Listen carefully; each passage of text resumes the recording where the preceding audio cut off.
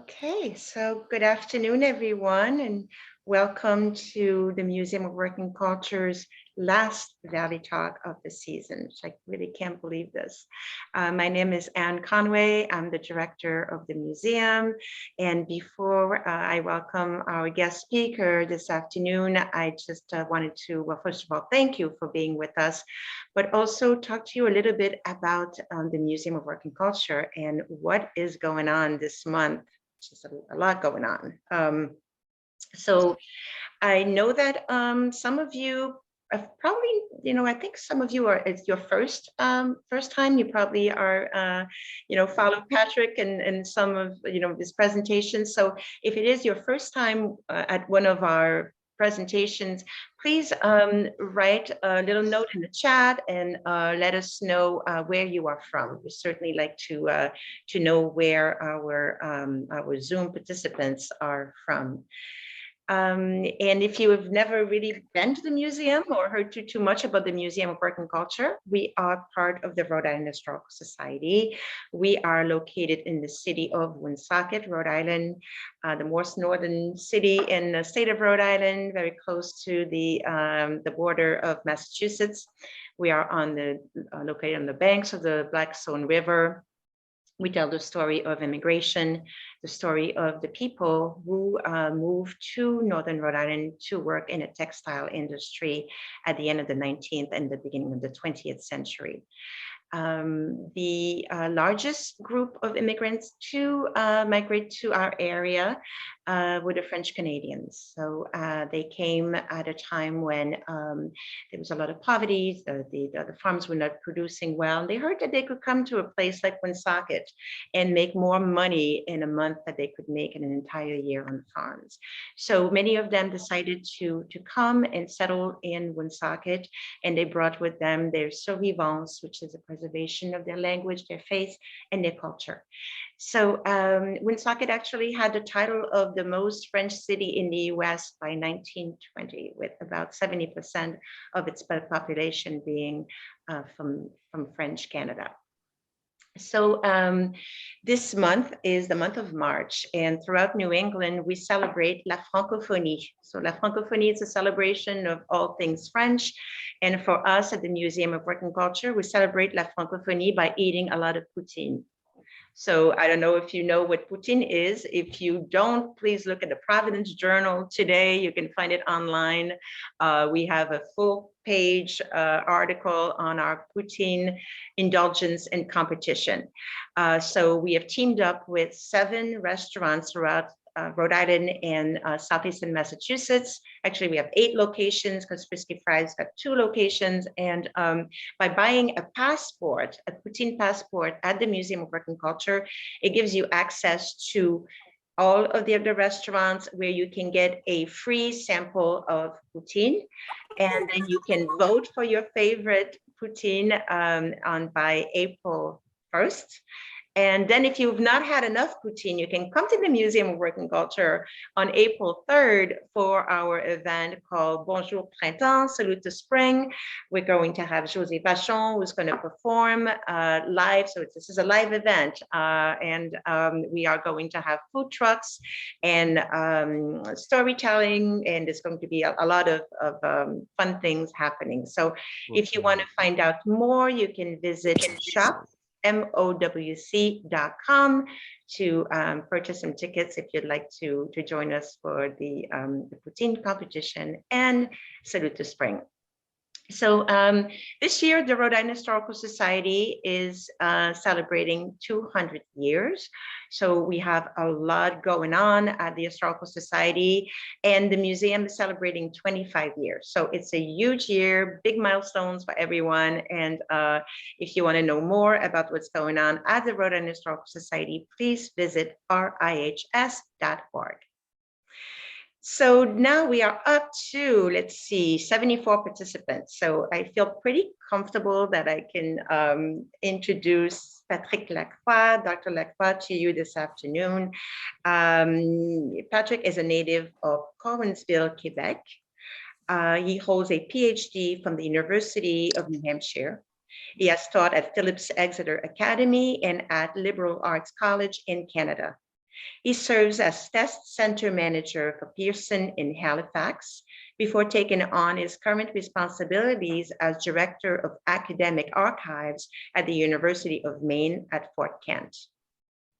Dr. Lacroix is the author of John F. Kennedy and the Politics of Faith, and Tout, nous, serait, possible, une histoire politique des Franco-Américains, 1874-1945. His research on Franco-Américains has notably appeared in the Catholic Historical Review, Vermont History, and the American Review of Canadian Studies. So it's my pleasure to introduce to you this afternoon, Dr. Patrick Lacroix. Merci beaucoup, Anne. Thank you. It's a pleasure to be joining you all. Some folks as far away as the upper Midwest, I see, in North Carolina and Quebec and all over the place. So really, it's a genuine pleasure to be invited and included in this lecture series that I've been following for a long time. So thank you. I'll share my screen. You're used to speakers doing this and looking for the button on the screen. Here we go. Sorry, just a second. And we'll see whether I can get this to start. There we go. So if there's any issue with audio or video, I'm sure Anne or Deborah will let me know.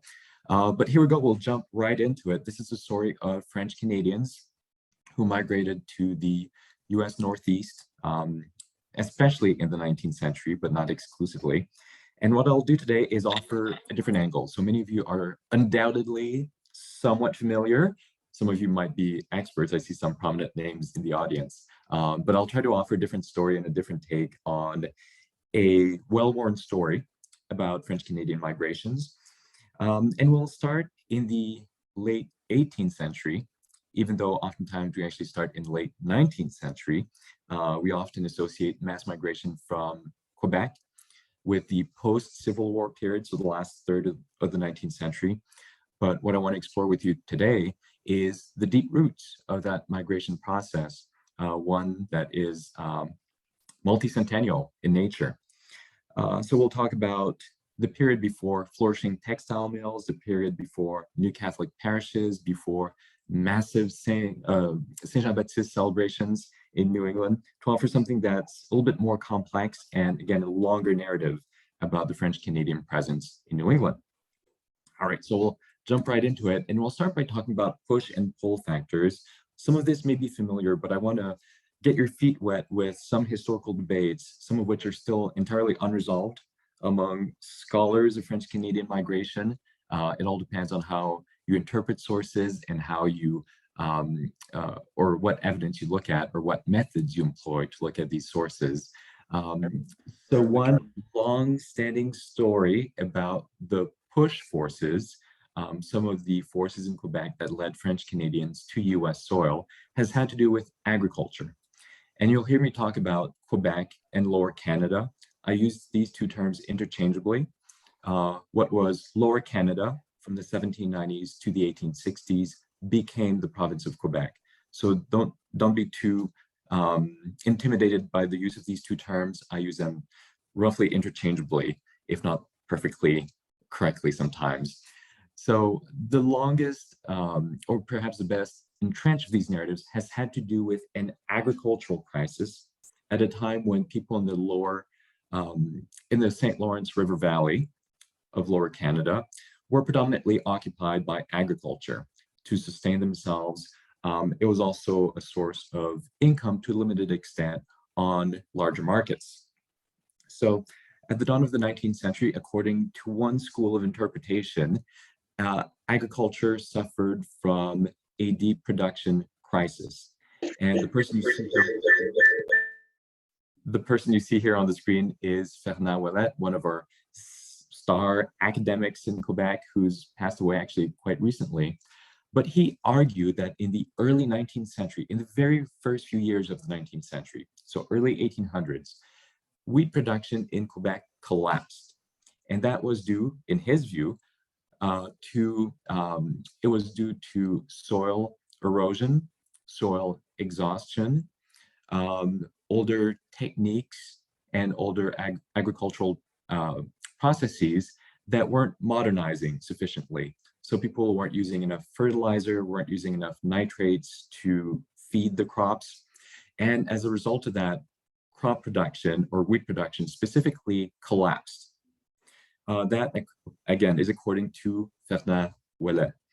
Other scholars then jumped into the debate and said, well, no, these were not inherently conservative farmers who weren't willing to improve. Other scholars jumped in to say, no, farmers were actually modernizing, they were adapting. So the collapse of wheat production isn't because wheat wasn't grown anymore or couldn't be grown, it's because people sought other products that might have greater commercial value on international markets. So other scholars then jumped in to say, well, people start growing potatoes because they have a greater competitive advantage in growing potatoes and turnips and peas and other crops, barley, potentially. So there is this debate as to whether there was actually a production crisis in early 19th century Quebec.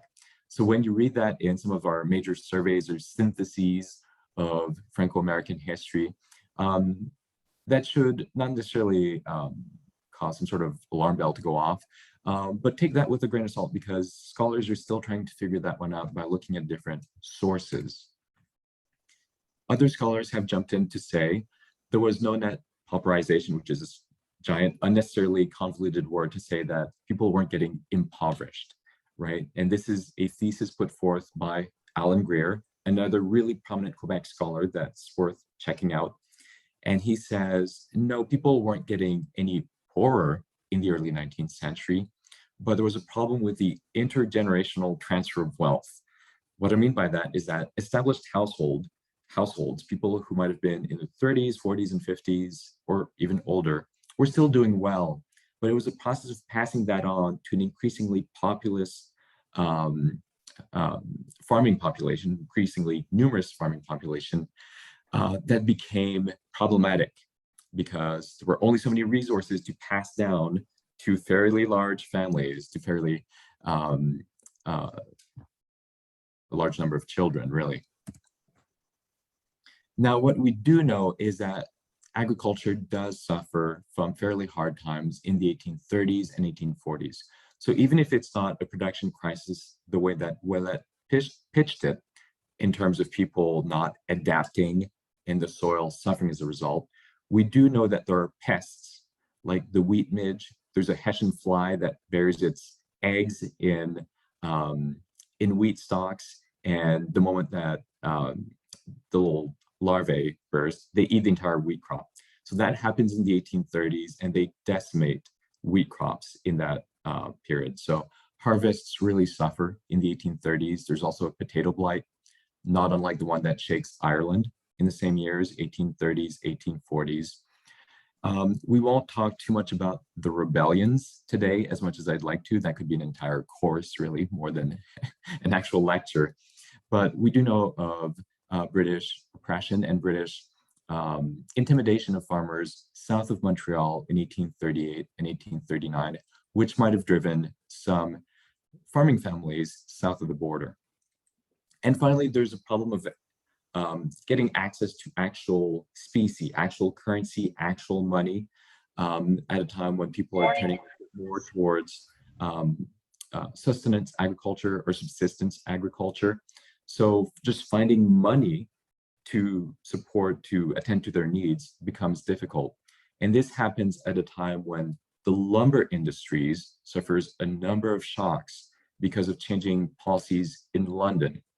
At that time, Canada is still a colony. It's dependent on all of its commercial regulations, for all of its commercial regulations on Britain. So when Britain decides to turn towards free trade, suddenly the Canadian market is no longer protected. Canadian lumber producers are competing with people in Scandinavia who can extract lumber at much lower costs, who can do so much more rapidly because they're closer to Britain. So there's increasing competition that momentarily decimates the Canadian lumber industry. And that's an industry in which young men, some of you might be familiar with La Chasse-Galerie. That's a tale that's told around the story of French-Canadian lumbermen, young men who go into the woods during the winter to supplement their family's income, an income that is otherwise mostly agricultural. So when the lumber industry suffers those shocks, those young men aren't bringing in extra money for the household anymore. So all those are major factors that play into the out-migration of French Canadians and their movement into the United States.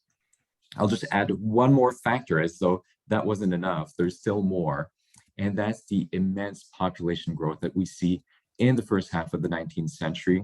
So there's a lot happening on this map. I understand that we won't break it apart too much, but I do want to highlight a few key facts about population growth. First of all, the population of Lower Canada doubles from 1815 to 1844. So that's really the space of a single generation. Over the course of 30 years, the population doubles. So you can just imagine if the population of your state doubled in the space of 30 years, what kind of economic shock that might create, or what kind of economic challenges. Quebec City grows sixfold in the space of 70 years, Montreal tenfold, and that rate of growth is exceeded by the regions of present-day Montérégie, south and east of Montreal, Bellechasse, Bas-Saint-Laurent, and other predominantly agricultural regions. So there's a problem in transferring plots of land to the next generation when you know that only one person can inherit it to support a family. So there is increasing pressure on the environment and only so many lands that can be cleared in a reasonable amount of time to support the next generation. Again, a generation that's increasingly numerous and is seeking new opportunities. And you have young men and young women who are just eager to get their start in life, just like today. But that requires money, and it becomes increasingly difficult to provide for their needs. And before they can even get married, they need to have the funds or some sort of property or some sort of income that will enable them to support their children. And that's becoming difficult in the 1840s. All right, so again, I promise I wouldn't break that down too much, but I'm happy to share this map at a later date. All right, so we've talked about push forces, and there are a lot of push forces, right?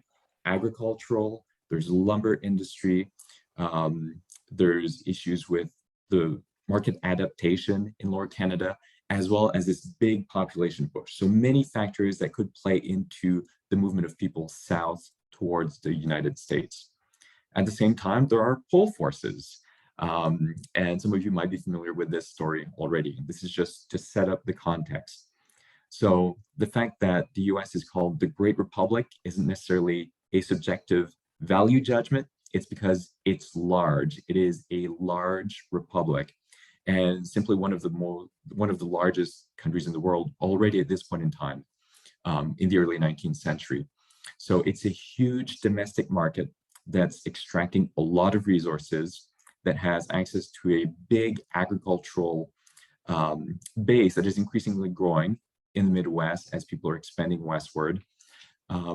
Access to a lot of natural resources, as I said, and there are no domestic tariffs, so no real barriers economically or financially between the transfer of resources from one region to the next. So what's being produced in the East can be easily sold to the West. The foodstuffs being produced in the West are being shipped to the East. That creates all sorts of interesting linkages. And at the same time, the US is exploring new commercial relations internationally, which will also enhance the economic capabilities of the country. And all those connections are enhanced in the early 19th century by a vigorous program of public works. So new infrastructure that's being invested in to facilitate those connections, travel, transportation, and the shipping of goods. That includes roads, it includes canals, it includes railways. The most famous of these from the period I'm discussing is the Erie Canal, which dates roughly from 1825, but some of you might be more familiar with the Blackstone Canal, which is of the same period. And shortly thereafter, we'll have railway connections being created as well, much earlier than those are invested in Canada. So infrastructure helps to cement that large national market. I also want to emphasize the fact that there is industrial progress in this period, even though we kind of associate industry or heavy industry with a post-Civil War period. Already there's a lot of innovation being introduced. There's the pioneering work of Samuel Slater in Rhode Island, in Pawtucket specifically in the 1790s, Eli Whitney of cotton gin fame and the Springfield Armory and arms manufacturing, the Waltham Mill in Massachusetts, and soon thereafter Lowell, Massachusetts in the 1820s. So all this happens really quickly in the early decades of the American federal experiment, the US as a country. But let's not be too narrow in our definition. We have other industrial establishments that combine different stages of production within a single premise or within combined premises. So you have tanneries, sawmills, water-powered carding mills for wool, mines, forges. So there's a lot more that we wouldn't really necessarily think of as industrial, but these are the first steps to combining different steps of production in under a single roof, and that will provide the basis for larger and larger scale operations later on in the 19th century. So again, all this is happening throughout New England in the early 19th century. I mentioned a little bit the Midwest and the West. That too will have a multiplying effect on the American economy in the early 19th century. All right, so I've talked about push forces, I've talked about pull forces. Increasingly, historians are, I wouldn't say they're turning away from this model of push and pull, but they're complicating it. It doesn't suffice to simply talk about this is what's happening in one location, this is what's happening in the other location, and to just assume that things will happen naturally between these two different regions. So there needs to be connective tissues between Quebec and New England. We can't just assume that people, if there are opportunities, people will hear about it, they'll just automatically gravitate to different regions. There needs to be networks. So when we just talk about push and pull factors, oftentimes we tend to negate human agency, the very tough, very real decisions that people had to make to leave as they did the cost-benefit analysis of staying versus leaving. So you have to take into account people's decisions and placing people within networks. And this is kind of the hot word of the moment, the sexy academic word, talking about networks, which might be inspired by our own technology in the 21st century. But talking about networks enables us to place people in their proper historical context and to see what means was available to them to make that switch, to make that transition to an entirely different region, a different country, a different way of life. So how did people know about better opportunities, for instance, and how would they access those opportunities? Needless to say, communication and transportation would be absolutely essential. So in other words, push and pull forces don't mean a whole lot if there isn't anything connecting them. So 3 types of networks that I want to talk about over the course of the remainder of my talk. The first is information networks like the press, like letters, information that might be brought over the border by a stagecoach and increasingly by railways. So just the sheer movement of information, which is often hard to define by historians. It's hard to grasp how communication occurs when there isn't much of a surviving paper trail. Nonetheless, information was absolutely crucial, and we'll see how that information is spread. We'll offer a few examples later on. The second one is the physical infrastructure. That's a type of network. So we talked about roads, canals, railways earlier, but simply the means of traveling. I'll talk about steamboats as well in just a moment. So there needs to be something that supports people's ability to travel from one location to another fairly easily. The last type of network I want to talk about is kinship. So kinship networks enable people through chain migration to learn about a different country through people they trust and to join them and to quickly adapt to life in a different country. So again, information, infrastructure, and kinship networks, or what we call today kinscape. So the network of family you might have in different regions. So I'll provide one example here. I'll provide another case study a little bit later on with regard to Southern Massachusetts and Rhode Island. We have here the Champlain-Richelieu axis, which would have some significance for people in Rhode Island. Lake Champlain largely divides upstate New York, and Vermont. And it flows from south to north. So it flows into the Richelieu River. We see here on the right-hand side, it goes through Saint-Jean, Chambly, Belleuil, Sorel, before flowing out into the St. Lawrence River Valley. So that's an important hydrographic highway, so a way of communicating. And it's especially the case because before railways, waterways are the fastest, easiest, best way of traveling, whether it's people or actual physical shipments, goods. So usually the bigger settlements will follow the course of water and major water arteries. So already in the 1730s, the authorities in New France recognized that this can be a profitable area to settle. So there very briefly lived settlements along Lake Champlain in the 1730s, but ultimately during the colonial period, this hydrographic highway, once again, this whole network stretching from the Lake Champlain to the Richelieu River, is mostly a military artery. This is mostly the frontier between New England and New France. So there will be a lot of military operations that tend to deter people from settling there just because it's too dangerous and people are afraid of being dispossessed during the course of war. So it's only following the Revolutionary War from 1775 to 1783 that permanent settlements, lasting settlements, will take root along this axis, especially on the American side. So along Lake Champlain, people will settle, start building farms, and some of these original colonists in the Champlain Valley are French Canadians. And here I'm not talking about the 1730s, here I'm talking about the post-Revolutionary War period.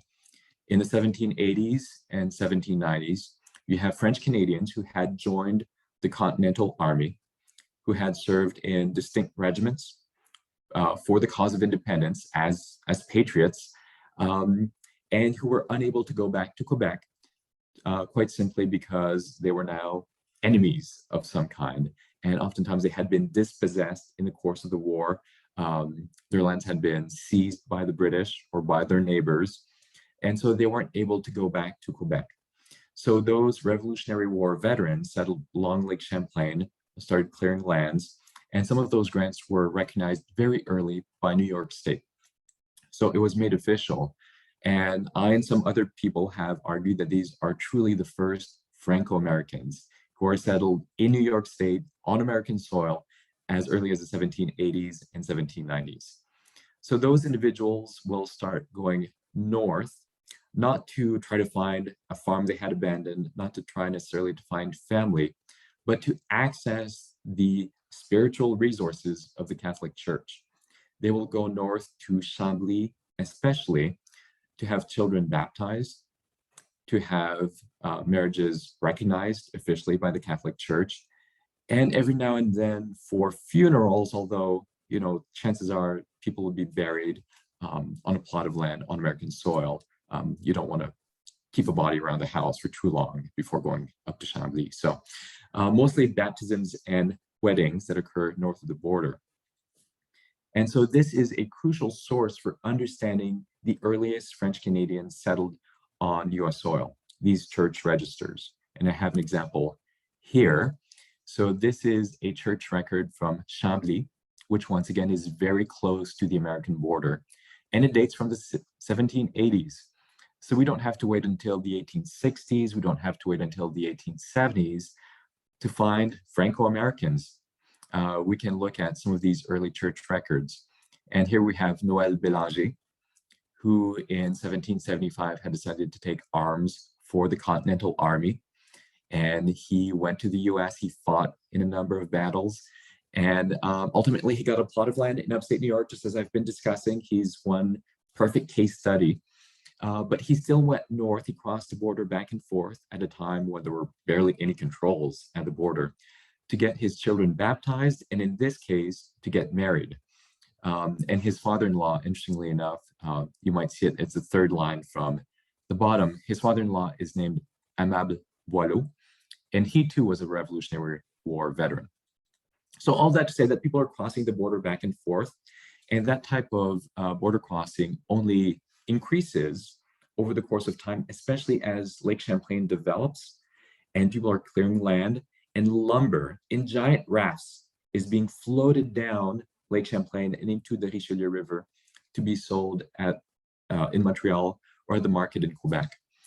So you have an extensive system of commercial exchange happening across the border, as well as people having access to Catholic rights, spiritual rights north of the border, even before the 19th century. So this kind of serves what I've been saying.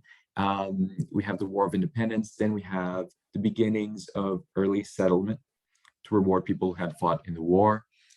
Jay's Treaty is significant because that ends the militarization of the Champlain-Richelieu axis, so it frees up commerce.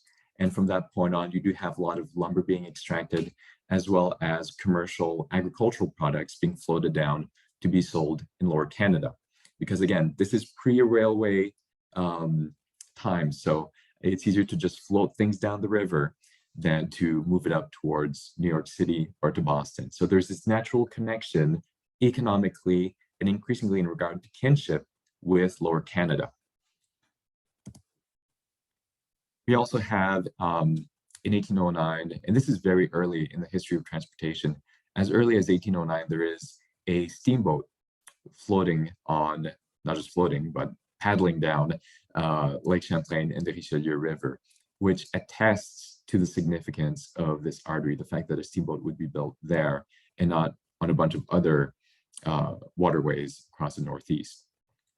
It's during this period that authorities in Quebec, and by this I mean religious authorities, recognize that there is this French-Canadian population south of the border, and they can't just keep coming back to Chambly all the time to have marriages recognized, to have baptisms officiated. So because otherwise, in time, they might just be absorbed by the Protestant population, or they might fall away from the church if the distance is too onerous. So at that point in time, as early as 1806, the Bishop of Quebec, the Catholic Bishop of Quebec, sends missionaries on down to northern New York, northern Vermont, to minister and make sure that these people remain within the fold of the Catholic Church. So again, the religious history of Franco-Americans as being distinct starts really early on in the early years of the 19th century. I mentioned Father Mignot here, and I think I have a picture that'll be popping up in just a moment. So the fellow on the left is Pierre-Marie Mignot. He was the son of a Revolutionary War veteran. So again, we have that interesting connection to the 1770s, but both of those are Quebecers, if you will, the Canadiens. And Pierre-Marie Mignot will utilize the capital built up by his father and his transnational connections to become one of the first missionaries on American soil. Pierre-Marie Mignot is actually conveniently the curé, or the pastor of Chambly, and regularly, every year for the better part of 40 years, he'll cross the border to make sure that people south, these early Franco-American communities, do have access to the rights of the Catholic Church. And from that moment on, we see an increasing, growing movement of people into the United States from the St. Lawrence River Valley. And before 1826, and this kind of explains my periodization here, before 1826, most of the people who cross the border are really only found in church registers. Otherwise, we have very little evidence, very few traces of these people going back and forth. So it's very difficult to trace the extent of migration before the 1820s.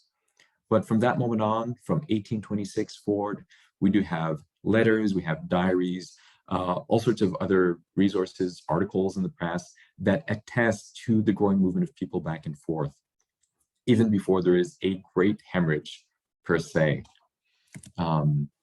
And some of my own ancestors crossed the border for the first time in the 1820s. These are a few religious acts, once again, from Catholic registers. These ones are from Saint-Denis sur Richelieu, for people who are familiar with that region.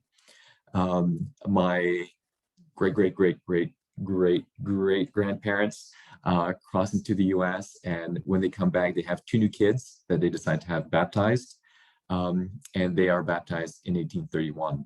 So you can see, it might be too small on your screens, but you can see that Joseph Royer is listed as a journalier, a day laborer in the United States. And again, this dates from 1831. So I think that as scholars increasingly look at this rich body of sources and look specifically for connections to the US, we'll start reframing immigration and start to think of it as something that's much earlier instead of something that's confined to the late 19th century. Most of these families, to serve one of my earlier points, are really young families. So oftentimes parents in their 20s and 30s. And we do recognize them as such in census records. And oftentimes all their children are born in the US, or nearly all their children. So that tells us that either these parents marry, actually before they are parents, but they marry in Canada and then instantly or almost instantly move to the US, which presumes that they had better opportunities and maybe already pre-existing connections south of the border, or they get married on US soil to Americans or to other Franco-Americans or French Canadians. I've provided a few examples here. This is from Essex County in upstate New York, not too far south from Plattsburgh, again, for people who might be familiar with the region. And you'll notice with the second two, or the second and third household, both parents are born in Canada and all the children are born in New York State. And that is extremely common. I can't tell you how many times I've seen that in American census records from the 1840s, 50s, and 60s. So it's predominantly a movement of young people onto American soil. That's pretty significant. All right, so let's delve a little bit deeper here. We've offered a case study. I've talked a little bit about the Lake Champlain region or the Champlain Basin. So let's look a little bit further here at Burlington specifically. In Swanton, Vermont, which is right next to the border, and in Burlington, the Saint Jean-Baptiste on June 24th is celebrated as early as 1839. So we don't have to wait until the 1880s, 1890s to find evidence of people celebrating La Saint Jean-Baptiste on June 24th on American soil. It happens really early on. And Burlington will be one of the predominant centers of French-Canadian settlement during this entire period up to the Civil War. And I suspect that even on the eve of the Civil War, Burlington remains one of the largest centers of French-Canadian settlement in New England. And the same is true of Plattsburgh, actually. Plattsburgh might be number 2. It's not in New England, but it's probably the second biggest center of French-Canadian settlement in the US in this period. And Plattsburgh is just almost just across Burlington, or across from Burlington, across the lake. So both of these centers are really significant, and it kind of serves the fact that people are using waterways and relying on older networks that have been there since the 1780s, 1790s. So there's really this snowball effect of people going back again and again and kind of amplifying key destinations in the US. So they utilize the same networks that had been established generations earlier. Part of the challenge in this period, I'll just add quickly, I know some people would like to hear a little bit more about the rebellions, which I don't delve too much into. So in 1837 and 1838, Lower Canada is shaken by political rebellions of people rising up against British authority and the British colonial bond as well. And they're trying to democratize the colonial system.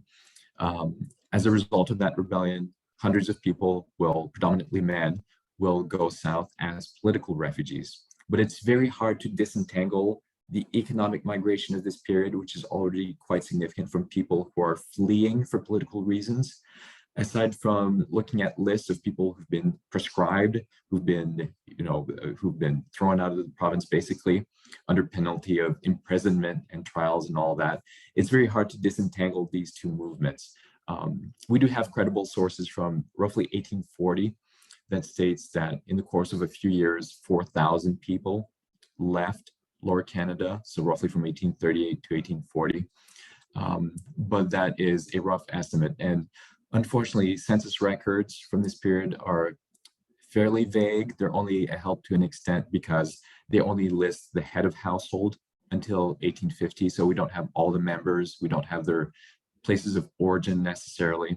So it makes it very difficult to estimate how many people were there and for what reason. So we're still kind of struggling with that, grappling with that challenge as historians, but we're constantly reevaluating the number of people who were on US soil prior to the Civil War, and it keeps going up and up. All right, another map, this one of my conception. So if there are errors, you can blame me in terms of where I place all these locations. And I purposely omitted the different borders to just give you a better sense of where people are clustering. So the yellow points, the towns and cities that are in yellow, are places where we have French-Canadian community organizations in the US prior to the Civil War. So what exactly does that mean? I'm not talking about the French-Canadian settlement. If we were just talking about places where French Canadians are prior to the Civil War, we'd have to name 100 more locations easily. So this is very specifically organizations, like the sense that people are coming together, creating something unique and something permanent on American soil. And when I say organization, I'm really talking about a handful of different associations, if you will, in this period. So when I say French Canadian organization, it might be a committee to celebrate or organize La Saint-Jean-Baptiste, or some sort of celebration around June 24th. It might be a French Canadian newspaper. It could be Une Société Saint-Jean-Baptiste, a Saint-Jean-Baptiste association, which is a fraternal and mutual benefit society.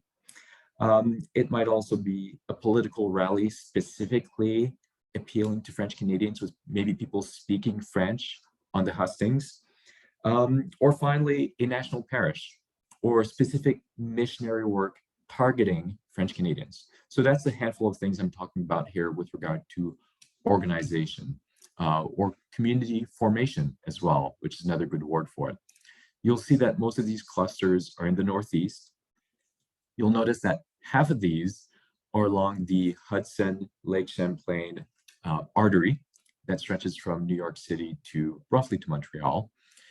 And half of these are in New York State. So New York State is often on the margins of our historical narratives about Franco-Americans. It's always the Franco-Americans of New England, right? We have probably a half dozen books that have that almost exact title, Franco-Americans of New England. So I've been trying to draw a little bit more attention to Franco-Americans in New York State, who had an extremely important presence, again, from the 1780s onward. So hopefully I'll encourage some of you to explore your family ties to New York State, since that's oftentimes a launching pad from which French Canadians who migrate go on to other regions. So upstate New York is very significant. So that's all to say that before the Civil War, we do have French Canadian community organizations. People are getting together. They're forming permanent communities with permanent organizations, many of which will have a long future in all these different regions. Even though these are not necessarily the little Canadas we think of, right? We often think about Woonsocket and Fall River and Lowell and Manchester and Biddeford and Lewiston. The fact is, the roots of French Canadian organization are in much smaller centers all across the Northeast.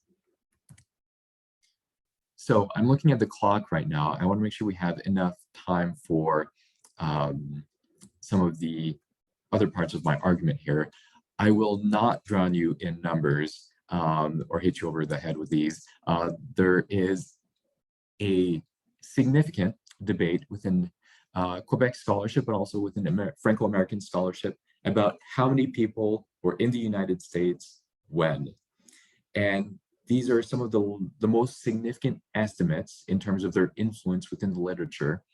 And it all depends on what sources you're looking at and how you interpret people's family names, how you interpret the date of first crossing, whether we're talking about net migration or actual migration on a shorter term, whether you're talking about French and English Canadians or just French Canadians, and sometimes you can't even separate the two.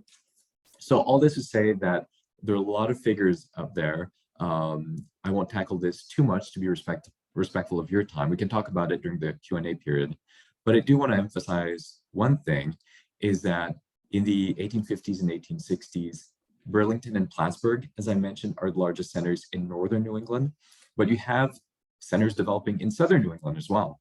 The largest one in this period, as we see from the first little blurb at the top, is Woonsocket. So it already has almost 800 people in this period around 1860, and Southbridge isn't too far behind as well. So these are some early eras of settlement that will soon have their own community organizations too. All right, so let's not spend too much time with math. There's a reason why I'm in history. It was mostly to avoid math, so we'll just move along here. Now, of course, many of you identify Franco-Americans, French Canadians, and that whole migration with cotton mills or wool mills. So the textile phase of French Canadian migration. And you might wonder, well, at what point does it start? If we start the narrative of French Canadian migration all the way back in the 1780s, at what point do I see a recognizable story that maybe connects with me? Maybe some of you have parents or grandparents or great-grandparents that worked in the mills. Well, already in the late 1840s, we have official government reports in Canada saying, hey, people are going to Lowell, going to Manchester as well, as early as 1849. So we don't have to wait until the Civil War or after the Civil War. I know I'm sounding like a broken record here, but I just want to make sure that we kind of recast the whole spectrum of French Canadian migrations. And this is the earliest piece of evidence I've found. This is from the Montreal Courier that was published afterwards in the Quebec Mercury. It was reproduced and says, new exports. We understand that a great number of young women have been lately induced to remove from about Chambly, which is in Quebec or Lower Canada, to the factories at Lowell. And under the auspices of agents who are recruiting in that neighborhood, many more are about to follow. Unless government puts a heavy duty on this export, gals will soon be at a premium. So we're starting to export more people than actual commodities, is what this person's saying. And this was published in 1843. So the textile phase in French Canadian history, Franco-American history, starts in the 1840s, quite simply, maybe earlier than we expected.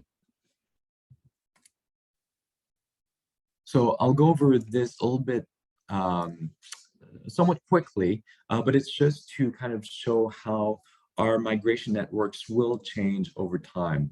Earlier, I was mentioning how we have this snowball effect, the fact that earlier destinations tend to be amplified in significance due to ongoing migration. So from the moment you have a few families there, other families will join them, they'll seek out the same opportunities, they'll create all sorts of economic linkages. So these destinations tend to grow in significance over time. These migration pathways, as I put it here, tend to be self-perpetuating. So once you have a network established connecting, say, Saint-Ours and Woonsocket, that tends to remain constant over time, by which I mean it tends to perpetuate itself. And there is a relative constancy in migration fields. So all these fields that I identified on the earlier map tend to remain pretty much the same prior to the Civil War. But something changes in the late 1840s and 1850s. And at first that's quite imperceptible, but that it tends to grow after the Civil War. And that's when we get into a more recognizable phase of French Canadian migration that we'll associate with steeples and smokestacks, that is, these national parishes with textile factories. So that happens after the Civil War predominantly.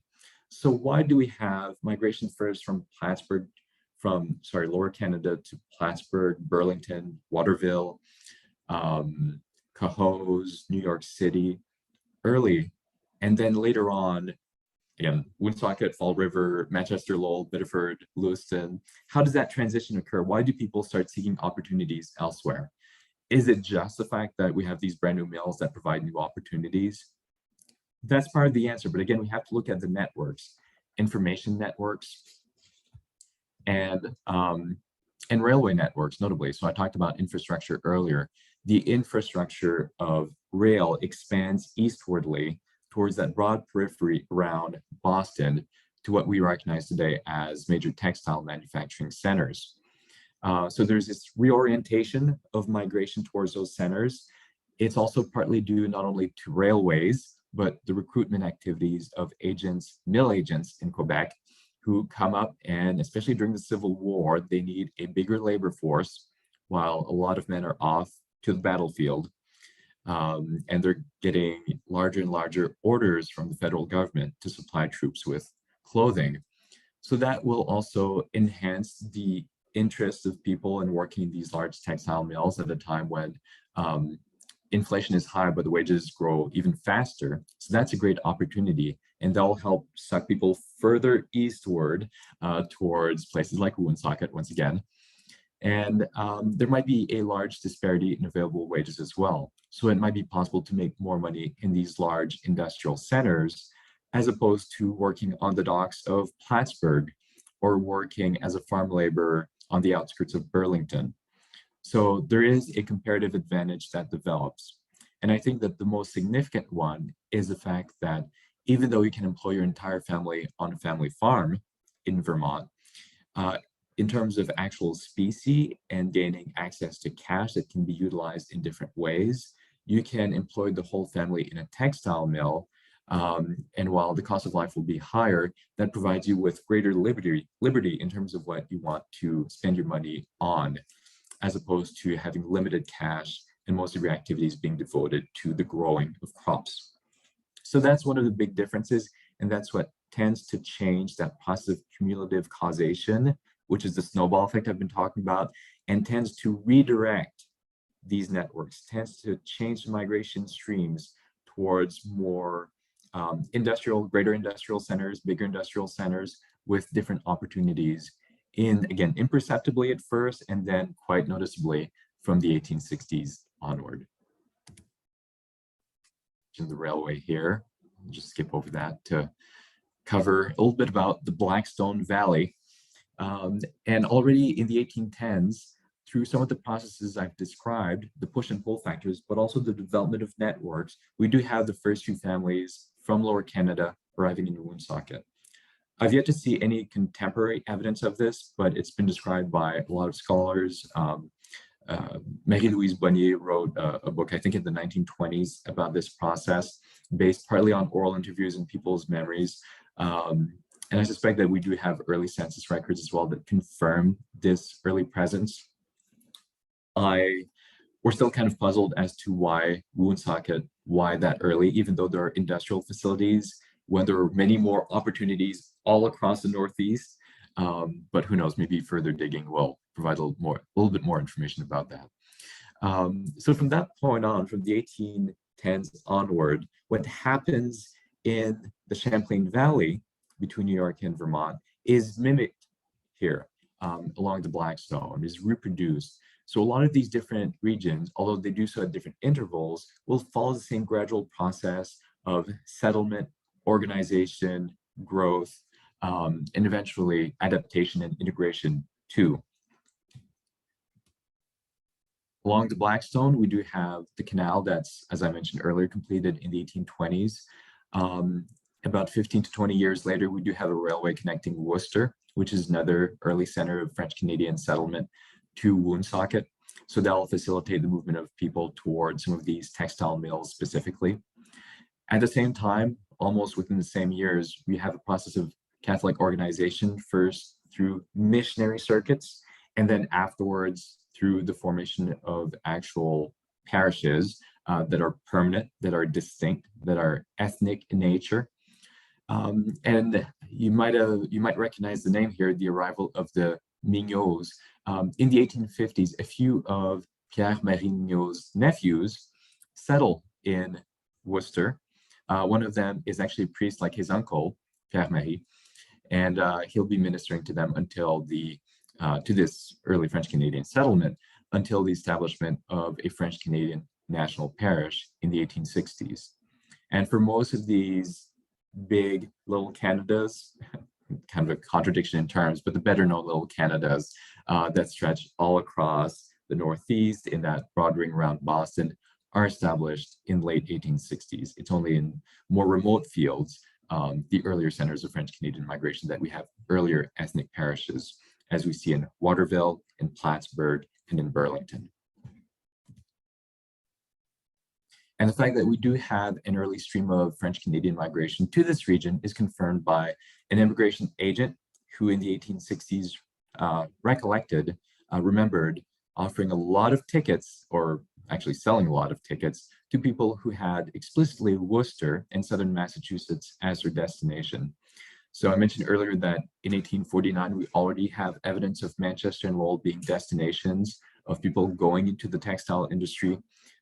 Worcester is not the same type of almost uni-industrial, mono-industrial economy, but Worcester is also one of these early destinations, and that sets the tone for what's going to come in the second half of the 19th century.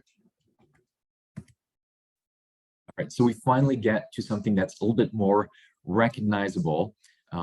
Here we have Plattsburgh and Burlington on Lake Champlain. But when we think of the little Canadas in all these different locations, what do we really think about? We think about factories, we think about tenements, national parishes, parochial schools, mutual benefit societies, so kind of insurance organizations and fraternal organizations, community celebrations that we see again as early as 1839 in Swanton and Burlington, like the Saint Jean Baptiste celebrations, a local French language newspaper, and Canadian-owned businesses. So those are really the key pillars of what makes up Little Canada, as per scholars, as per common definitions of those distinct ethnic neighborhoods. And they will grow from place to place. And again, to kind of cement the idea that these networks are reoriented as different infrastructure develops, as communication networks change. I wanted to put on the map a few examples of these. So you'll see that most of these are in this broad hinterland or periphery, this broad ring around Boston, stretching from Fall River to Lewiston. Then we have a few other centers that are a little bit exceptional from the perspective of French-Canadian migration. Berlin in northern New Hampshire is mostly a lumber and pulp and paper center, so that's what's going to draw people there. Really at the very end of the 19th century, much later, when the pulp and paper industry experiences a really big boom thanks to the expansion of the American press. And then you have Springfield that again has a little bit more of a unique and diverse economy, same with Troy. But most of these other centers are really textile manufacturing centers. And part of my purpose here with this presentation is not to say that ultimately French Canadians or Franco-Americans all end up in these centers. All of these locations that I've been mentioning for some time, including those in northern New York, Vermont, northern New Hampshire, central Maine, western Massachusetts, and so forth, they all have a long future. So just because traffic tends to be reoriented towards some of these other destinations doesn't change the fact that these locations continue to support, to host a large French-Canadian population. And historically, they've been kind of on the margins of our historical narratives. We've spent very little time looking at French Canadians in Berlin, in Cahos, in St. Albans, and a bunch of other places that, you know, are kind of, once again, on the margins. We tend to forget about those. And it's probably because history tends to be written from an urban framework. Or it might just be that people who write history are predominantly urbanites. So they'll tell the story of Manchester well before they tell that of rural Vermonters who would be of French Canadian descent. So this is meant not only to expand our periodization, so the long stretch of time during which French Canadians do move to the US, but it's also meant to expand the bounds of our geographical lens, the way in which we perceive the Franco-American experience.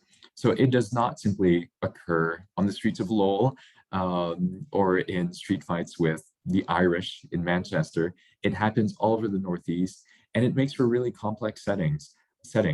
So the experience that you have in Woonsocket would not necessarily be the same that you might have in northern Vermont and so forth. So Franco-Americans are not monolithic. These little Canadas are not monolithic. We need to be careful not to assume that, you know, all the little Canadas have these 6 pillars that I have on the screen. It's a lot more complicated, and there are all sorts of really interesting inflections to the culture. So I think that we need to start looking at Franco-America as something really fun, complex, diverse, and not necessarily something that's regulated by steeples and smokestacks, right? The smokestacks of textile factories and the Catholic Church on the other hand. So It's already started. I've spent through this. I've thrown a lot of information at you to be kind of mindful of your time and to make sure that we would have enough time for Q&A. For those of you who might want to learn a little bit more about my research, I do have a blog, and I'm willing to put that in the chat in just a few moments. I'm the author, as Anne very generously mentioned earlier, of Tout, nous, serait, une histoire, politique des Franco-Américains, which was published only about 4 months ago. So that tells the Franco-American political story, which has also historically been kind of on the margins of our narratives. We talk a lot about religion. We talk a lot about the experience of mill workers, but how did they vote? How did they perceive politics? How did they, acquire naturalization or acquire citizenship, I should say. So that's a brief outlook. It's in about 300 pages of that political experience of Franco-Americans. And more about my research on this specific theme, the ones that I was discussing today, can be found in the latest issue, or almost latest issue, of the American Review of Canadian Studies, in an article titled Prelude to the Great Hemorrhage, French Canadians in the United States from 1775 to 1840. I'm hoping to expand upon that to discuss a little bit more the 1850s and 1860s, which are also arguably understudied. So all that to say that I very much look forward to a vigorous Q&A session. Feel free to throw questions and comments my way. And hopefully this conversation can keep going even beyond this lecture series. Hopefully you'll all stay in touch and we can keep this dialogue about Franco-American history growing, in hopes of course, amplifying it and getting more people interested too. So thank you all for your attention. I look forward to your questions and answers, and we'll go from there. Thank you so much. Great. Thank you so much, Patrick. This was just so interesting. So Deborah, I think we'll read your questions. So please write your questions in the chat and we will be happy to read them back.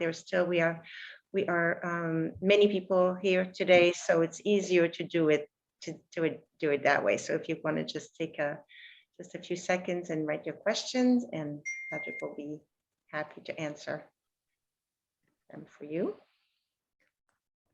So we have a comment. All of my patrilineal lines come down through the Richelieu to Champlain Valley. Many arrived early. We had settlers on the seigneurie before the war and people shortly after the war. I perceived my patrilineal line arrived because of the Papineau Rebellion, but it was not true. What is fascinating to me is those lines that came down to Vergennes and then crossed the lake to newly found Elizabethtown and Essex, New York, all became Protestant and joined non-Quebecois fraternal organizations. Yeah.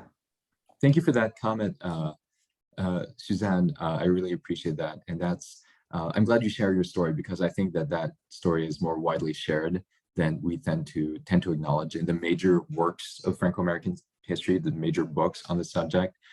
So there are deep roots within the Franco-American community in those two regions of northern Vermont and northern New York.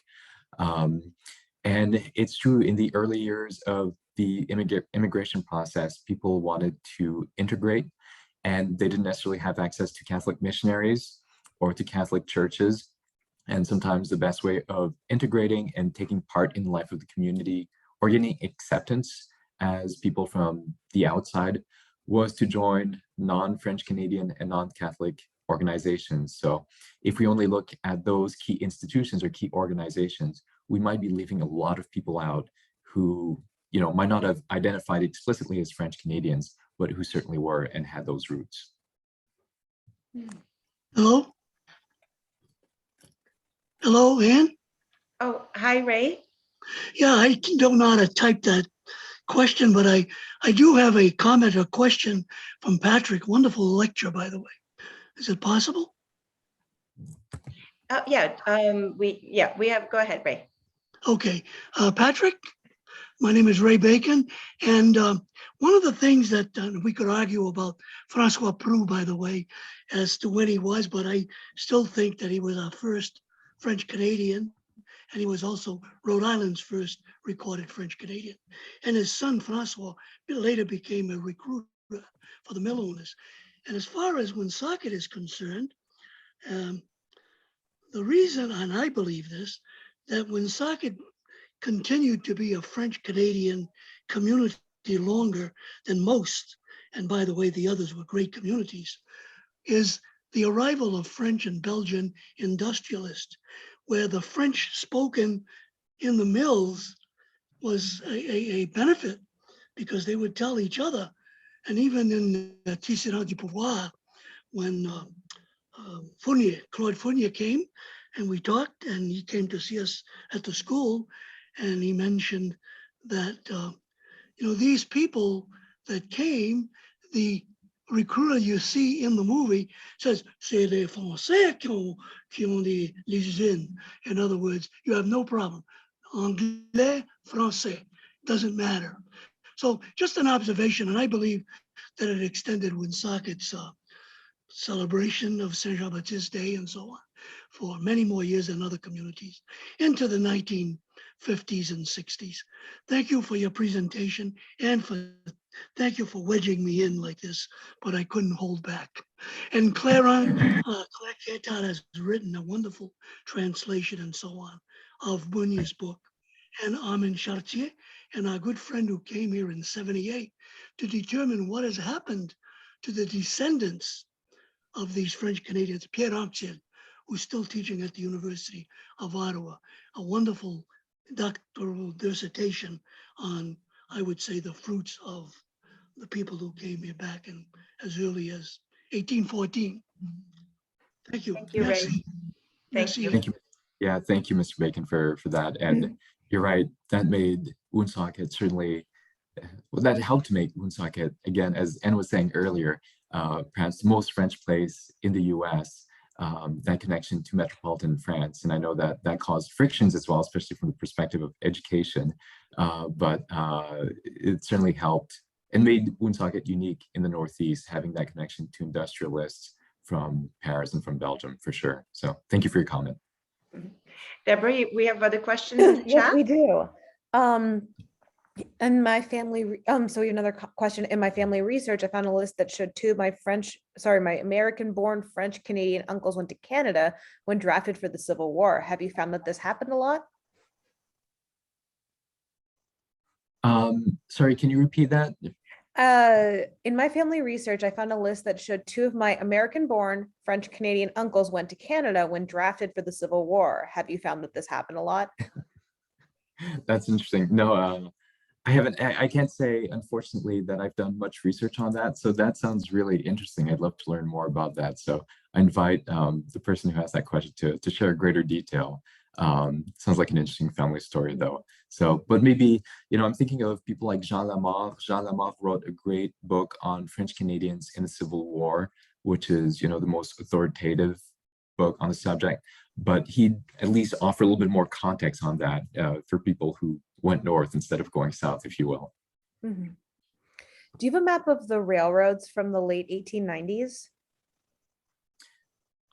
Not readily at hand. I would highly recommend typing that in the search bar to the Library of Congress. The Library of Congress has a great search engine on its website, and you can filter sources, including photos, maps, whatever else you might be looking for by decade, and then by year. So usually that's where I go for my maps. The Bibliothèque et Archives Nationales du Québec is also a great source for original material, but I suspect in terms of American transportation networks, that's probably where you'd find it. So if you type in, maybe railway map or railroad map, 1890s, or just narrow it down by time, you might be able to find something really interesting. So I'd encourage you to check that out. And then you'll end up spending hours on the website just from all the sources you'll find. So it's a good pastime. In the US in the early 1800s, farmers in New England faced similar problems and many went west to Ohio and beyond. Was there a similar movement from Quebec to Manitoba or Sask? Not that early. And the reason is that on the US side, you have those networks expanding a lot more quickly. whereas the population in Canada remains confined to the Great Lakes region and regions further east for much longer. In Canada, we don't have a transnational railway, or sorry, transcontinental railway until the 1880s. The first one in the US is completed in 1869, so they're about 15 to 20 years ahead of Canada. And even if we're not talking about the whole transcontinental railway, those networks into the West grow a lot faster on the American side. And of course, the US benefits from the Ohio River, the Mississippi River, and all their tributaries. And to get to Western Canada, you pretty much have to go all the way up the Great Lakes. And for a long time in the 1870s, people who are really determined to get a plot of land in Manitoba or even in Saskatchewan go to Chicago and take a bunch of different railway networks up through Wisconsin and Minnesota and then cross back into Canada. So they have to utilize American networks to get back up there to what will eventually be Canadian provinces.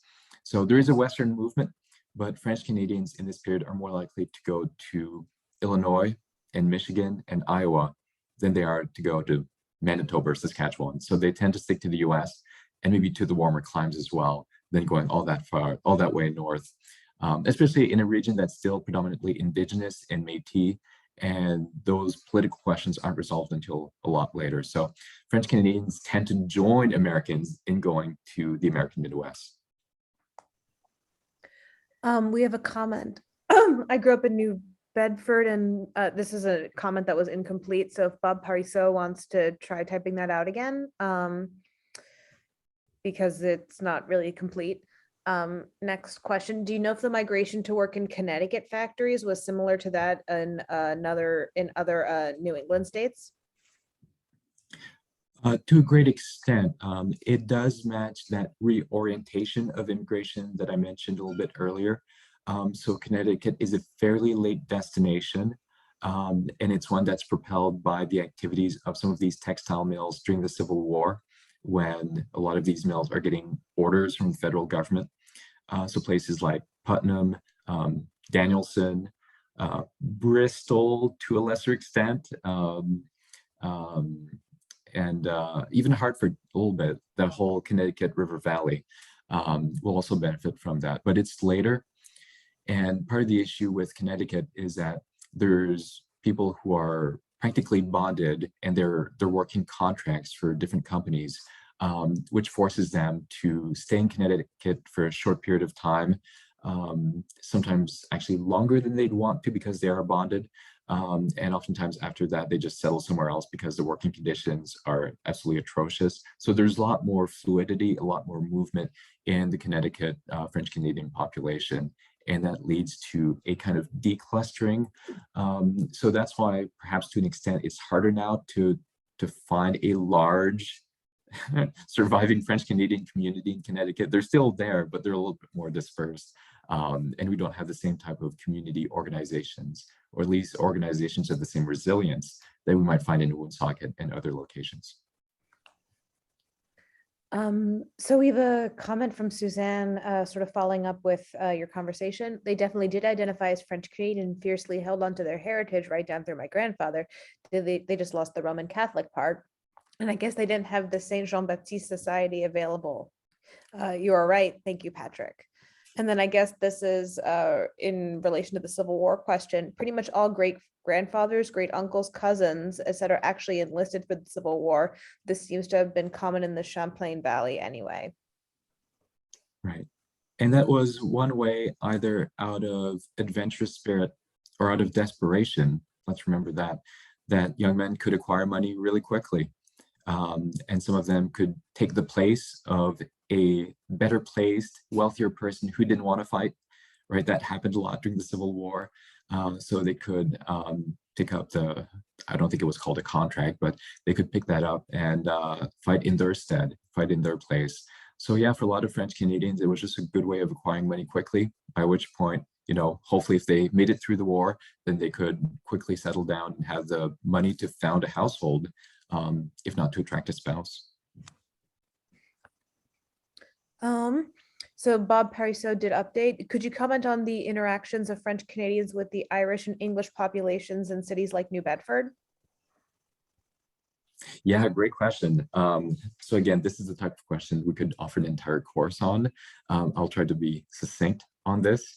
So first of all, with regard to New Bedford, we're still waiting for like a strong primer on the French Canadian community in New Bedford.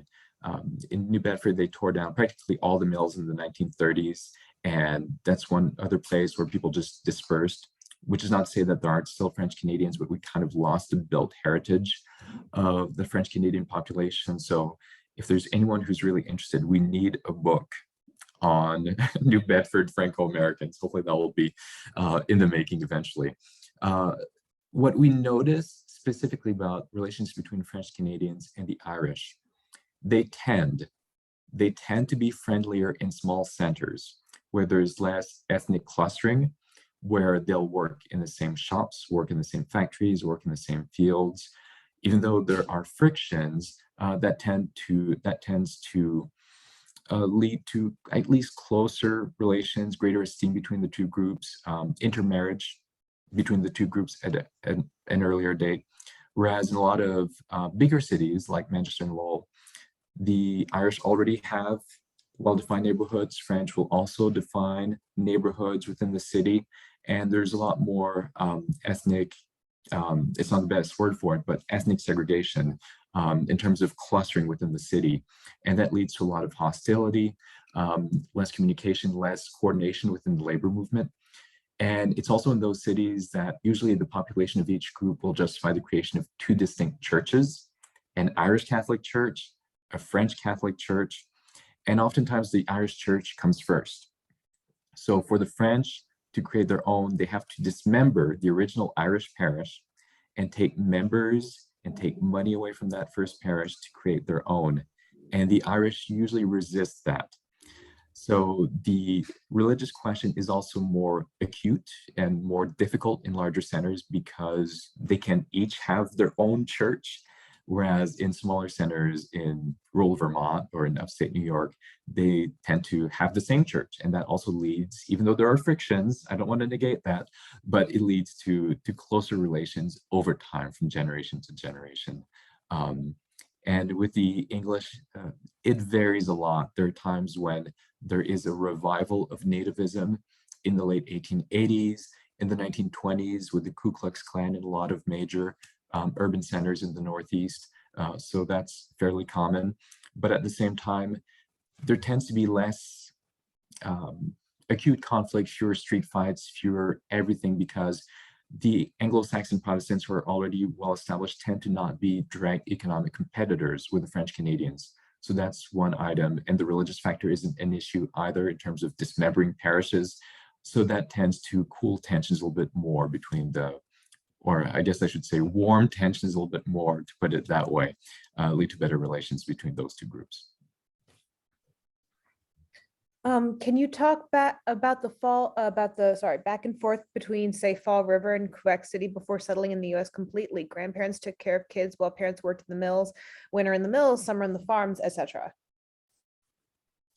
Sure, that's a very common story up until roughly the 1890s. Oftentimes for a few months, people set off to see family back on the farm to help out the harvest. And technically they lose their jobs. They're supposed to be working during that time. So technically they lose their jobs, but they're just so prized as workers that the moment they're back in August or September or October, they'll be hired right back. The mills need that labor force. So they're willing to leave their jobs, at least during times of prosperity, to go back north, knowing that potentially they'll have those same jobs back when they return. And they might have people to take care of the tenement if that's the case. So that's a very frequent story. So when I talk about French Canadian migration, it's not necessarily immigration where people are definitively leaving the native soil, the land of Quebec. Usually, for most of these people, that will only come over the course of a generation, that they'll decide to root themselves, maybe because extended family have joined them on American soil, because they have good opportunities, because they see good schools for their children. So that decision is not instant. Nobody leaves Quebec thinking that that's it, I'm never returning. Even the patriots who leave in the late 1830s, they're all hoping for an amnesty that will enable them to come back. So for both economic migrants and political refugees, there's a genuine interest in coming back. But Quebec won't have the same economic opportunities until the 1890s. It's kind of interesting to see reports from the period where the Quebec press will say, oh, people are repatriating, they're coming back, they're settling down in Quebec, they're seeing the error of their ways from having gone to the US in the first place. But those reports are regularly from May and June, and sometimes July. So what the press picks up as being repatriation is just exactly that type of seasonal migration that we notice from year to year during times of prosperity. Here we have another one. I found ancestors in the US Census in 1 year and then back in Quebec for the Canadian Census. This sometimes happened for multiple years. For example, in 1870, 71, then 1880, 81, and then 1891. Do people just go back to be counted, or do they maintain two residences? No, there was no great benefit to being counted. It didn't really impinge on their citizenship rights or their ability to vote or any economic benefits they might have derived from that. In some cases, they still had a residence north of the border. The other part is we often think about the people being counted and not the people doing the counting itself, so the enumerators. And we have enumerators who are willing to take shortcuts and who will ask around, and we have evidence of this, where they'll stop at one household in the village and they'll ask a bunch of questions and track everyone in the village practically from hearsay without necessarily visiting those households. And sometimes it's somebody from the community who just assumes that, well, they're in the US for a few months, they'll be back, right? So they will count them regardless, or there'll be somebody from the extended family willing to speak for these immigrants or these migrants, and who'll be willing to include them on the census, saying, well, they still have a place of residence here, so, and this is really where their hearts lie, so they'll be back sooner or later. So, when we see people being counted on the census, we have to be careful and not assume that the enumerator actually met these people either on Canadian soil or US soil. So we have to be very careful about that, especially if it happens for 3 successive censuses. I doubt very much that people would have come back specifically for that.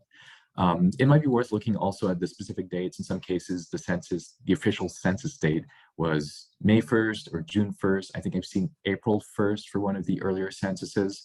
So it might be worth looking at. Maybe if it's later in the season, people have come back to Quebec and they're going to spend the summer in Quebec. Maybe if it's, they're counted in April on the American side, it's because they haven't gone back to Quebec seasonally. So that might be a factor as well, but it's very hard to tell without more contextual information. Another question, when a family was recruited to come to a factory, were the children signed up as a worker on the books? That I don't know necessarily. I suspect that a lot of the men and women, the heads of households who had children and who wanted to be employed, wanted to make sure that their children were actually hired as well to support the family income. That's a tough one though, because especially from the 1880s onward, as many of you probably know, there are laws being passed to prevent child labor, or at least child labor under the age of 12, and then in some places it's under the age of 15. It varies from state to state, so I'm brushing with very broad strokes here. So in those cases, the children might not appear on the books, or they might not appear under their actual age. So I'm not sure if they would have been included from the moment that the family was recruited. And of course, companies wanted to make sure that they upheld proper books that were in line with the law of the land. So that might have been played into it, but I think it would depend from one factory to the next and when exactly that recruitment took place. Another anecdote, my grandfather told me that as a youth in West Warwick, there were plenty of Saturday night fights. Groups of young men would walk around, and if they saw another ethnic group, then a fight would ensue. Wow. I don't think that is a complete comment. If Linda Glennon wants to finish that, wow, that's sounds Right. like there's a story there. Yeah. Another comment from Suzanne Blanchard. The Vermont Genealogy Library is actively working now on the early settlers to the Champlain Valley and Quebec folks who earlier helped the Bastonnais during the invasion of 1775 or who enlisted in the two Continental or Canadian regiments. If folks are working on this in their families, please be in touch. Professor Holly Mayer of West Point just wrote a great book about the regiments published last year, which has great information.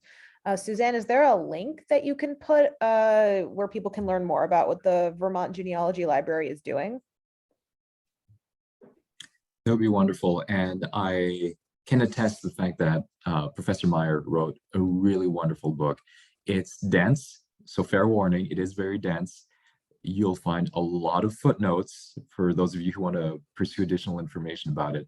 But it's really a masterful work on one of those French-Canadian regiments of the Revolutionary War period. It's Hazen's regiment, specifically Moses Hazen's regiment, which was recruited in Quebec in 1775 just 1776 before the retreat from the province.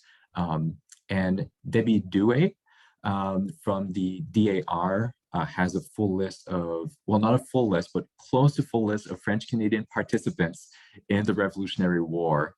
I'll put her name here, and her website has an extremely long URL. So hopefully if you Google Debbie Douay, whose name I'm adding right now, and Revolutionary War veterans, French Canadians, you'll be able to find that very impressive list. But I'm glad to hear that the Vermont Genealogical Library is picking up on that work. So good news. So Linda Glennon says the fights involve French Canadian, Irish Italian circa 1910. Suzanne has posted the URL and someone asked for your blog. So I hope I put the right one. It's querythepast.com. Is that your blog? It is. I didn't see. Yeah, that's perfect. So I usually put Okay. it with a www, but it works. So that works for me. All right. And then we have another linked the index to French Canadian Revolutionary War Patriots. Great. So that's also in the chat. And now I've caught up. Okay. Wow. Well, I think, Patrick, you will have to come back to, to another presentation. This was so interesting. And I think that, certainly we would love to know more. We'd love to know about your new book. So perhaps for next year's Valley Talk, we'll circle back. But this was extremely interesting. Thank you so much. And please come and visit us in Woonsocket. It's I know it's a long drive from where you are, but it'll happen. Absolutely. Thank you so much. Okay. Thank you, everyone. Have a great afternoon. Thank you. Right. I think you might want to turn off the recording. Yes.